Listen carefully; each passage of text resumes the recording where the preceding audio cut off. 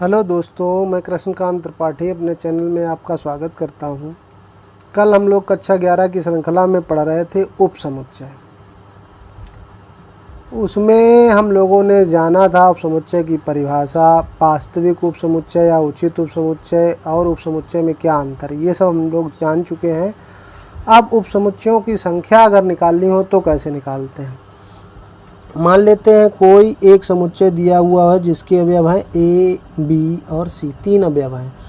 अगर उपसमुच्चय इसके लिखने होते हैं तो इसमें ए मिल रहा है, बी मिल रहा है, सी मिल रहा है। ए बी अगर कोई समुच्चय है तो वो भी सारे अवयव मिल रहे हैं, बी सी ए और ए बी सी। यानी कि कल बताया गया था कि कोई भी समुच्चय स्वयं का उपसमुच्चय होता है तथा रिक्त समुच्चय 5। तो हमने देखा 3 अवयव इसमें हैं तो इसके उपसमुच्चय हो गए 1 2 3 4 5 6 7 8 समुच्चय हो गए। तो इससे एक फार्मूला निकल के आता है n अवयवों वाले समुच्चय के उपसमुच्चयों की संख्या 2 की पावर n। यानी कि 3 अवयव थे तो 2 की पावर 3, 2 की पावर 3 मतलब 2 का 3 बार गुणा करेंगे तो कितना हो जाएगा 8। अब इसमें उचित उपसमुच्चयों की अगर संख्या पूछी जाए तो उचित उपसमुच्चयों की परिभाषा से उचित यदि समुच्चय ए का प्रत्येक अवयव बी में है लेकिन बी का प्रत्येक अवयव ए में नहीं है तब ए को बी का उचित उपसमुच्चय कहते हैं। यानी कि उचित उपसमुच्चय में समुच्चय के अवयवों के बराबर वाला समुच्चय शामिल नहीं हो सकता है। अतः इसमें दिए गए उपसमुच्चयों में ए बी सी जो समुच्चय के अवयवों के बराबर है वो शामिल नहीं होगा। तो 1 कम हो जाएगा यानी कि संख्या 7 हो जाएगी।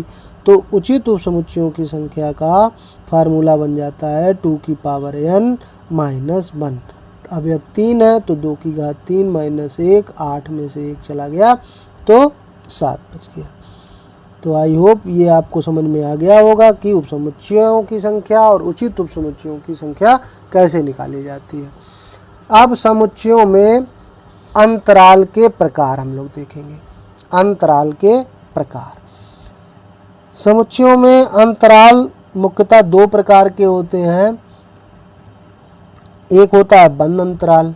बंद अंतराल मान लेते हैं यदि 2 वास्तविक संख्याएं दी गई हैं जिसमें a का मान b से कम है तब वास्तविक संख्याओं x का समुच्चय x such that a is less than or equal to x और x is less than or equal to b एक बंद अंतराल कहलाता है। प्रतीकात्मक भाषा में इसे बड़े कोष्ठक में a कामा b करके लिख दिया जाता है। और x सच दैट यानी कि अगर इसे संख्या रेखा पर दिखाया जाए तो इसका मतलब ये होता, मान लो ये a है ये b है तो a को शामिल करते हुए वे सभी मान जो b तक जाते हैं यानी कि a और b इसमें शामिल होंगे और उनके बीच की सभी संख्याएं वास्तविक संख्याएं आ जाएंगी तो ये बंद अंतराल होता है। इसी प्रकार खुला अंतराल, यदि a is less then b है तब वास्तविक संख्याओं x का समुच्चय इस प्रकार हो कि x such that a is less then x और x is less then b। इसे प्रतीकात्मक भाषा में 2 मझले कोष्ठक में लिखकर बंद कर दिया जाता है। a और b को मझले कोष्ठक में लिखकर बंद कर देते हैं। संख्या रेखा पर देखें तो अगर ये a है और ये b है तो ना a शामिल होगा इसमें ना b शामिल होगा, उनके बीच की सभी वास्तविक संख्याएं शामिल होंगी तो ये खुला अंतराल होता है। अब हो सकता है कि एक तरफ मान a का मान आ रहा हो b तक ना जा रहा हो और b का मान आ रहा हो a ना शामिल हो, तो इस प्रकार एक और प्रकार बन जाता है अर्धबंद और अर्ध खुला अंतराल। इसको समझ लेते हैं कि मान लो अगर संख्या रेखा पर